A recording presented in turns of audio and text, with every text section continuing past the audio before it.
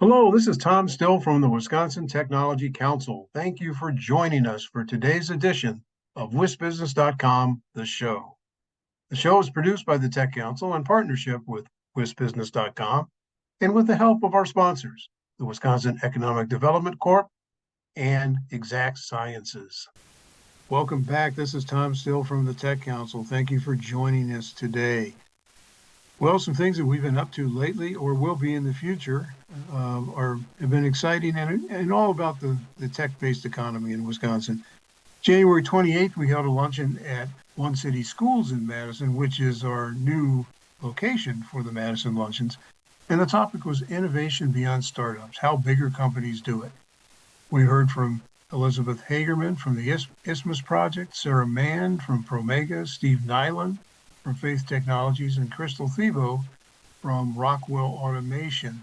And really, it was a precursor for what people might see and hear at the Wisconsin Tech Summit, which will be March 17th at AmFam Field in Milwaukee. More about that in a minute. Coming up, February 25th, what are next steps for the state's investing climate? This will also be at One City Schools in Madison. We'll hear from some leading investors in Wisconsin and a representative from the Wisconsin Economic Development Corporation about what could make it a more warm climate for investing in Wisconsin. As always, go to our website to learn more. Coming up, I've mentioned the Tech Summit, the AmFam Field in Milwaukee.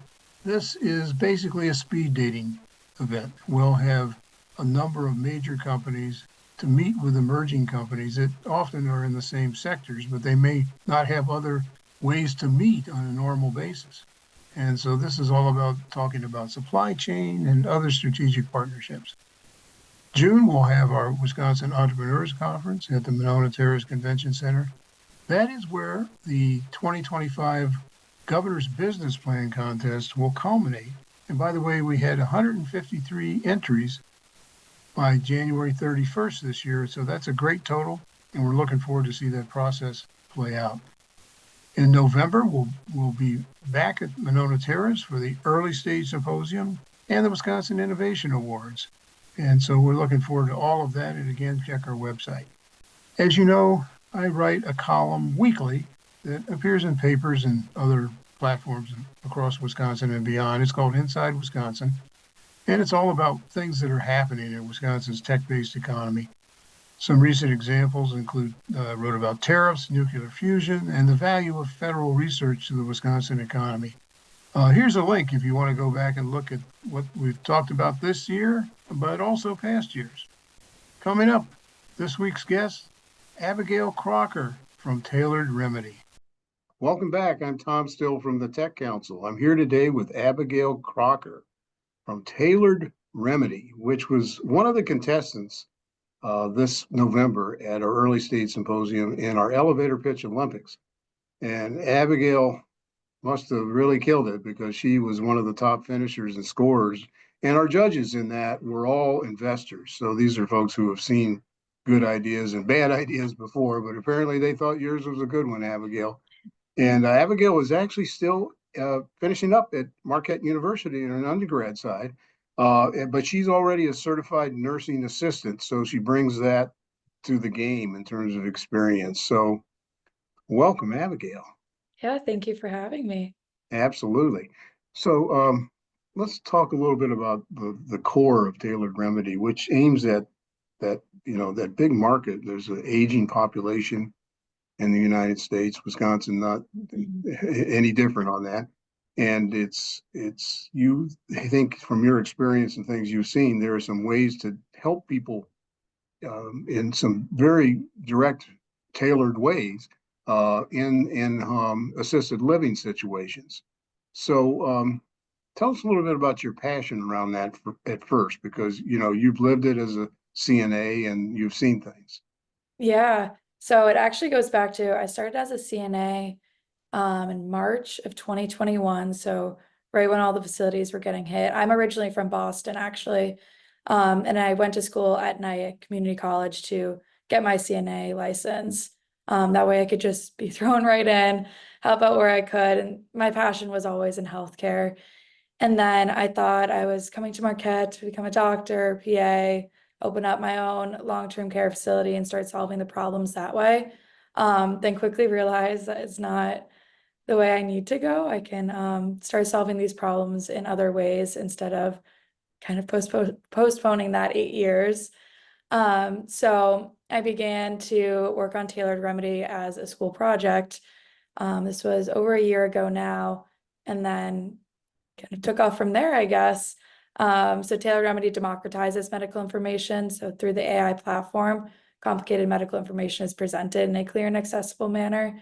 So that way it's a B2B2C SaaS-based company. So that way when I go into facilities and talk to them about this, it's not taking out any sort of software, but instead it's an incentive or like a competitive advantage for both the facility, but also for the family members to understand what's going on at all times and enhancing that line of communication between doctors, patients, and family members. Very good. Tell us a little bit about some of the clients you may already have, Mhm. and where you hope to go with this. Because again, it's an emerging field just simply because of demographics, if nothing else. I'm looking at like 3 to 5 facilities for a beta launch within the Milwaukee, Racine, Kenosha area, just to have that relationship to understand what features are working, what features might not be as necessary, all the hidden assumptions I can't even think of at this moment.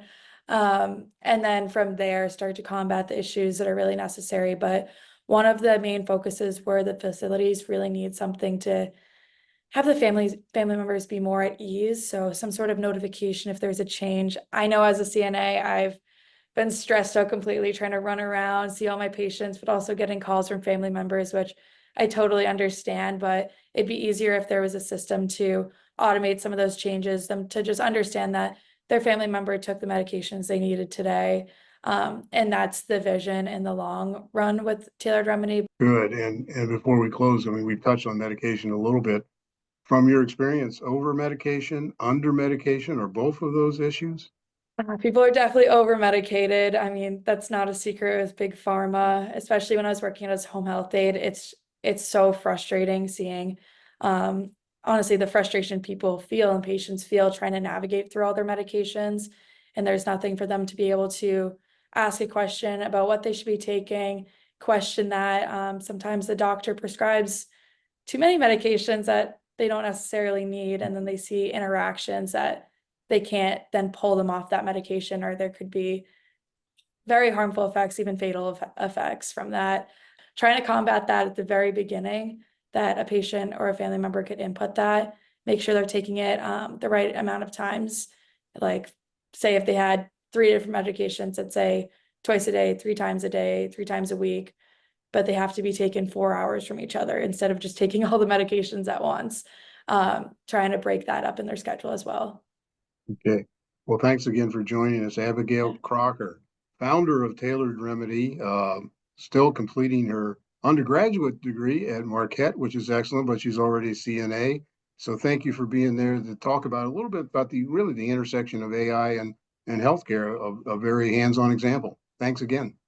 Thank you. Thanks again to our sponsors, the Wisconsin Economic Development Corporation and Exact Sciences. We'll see you next time.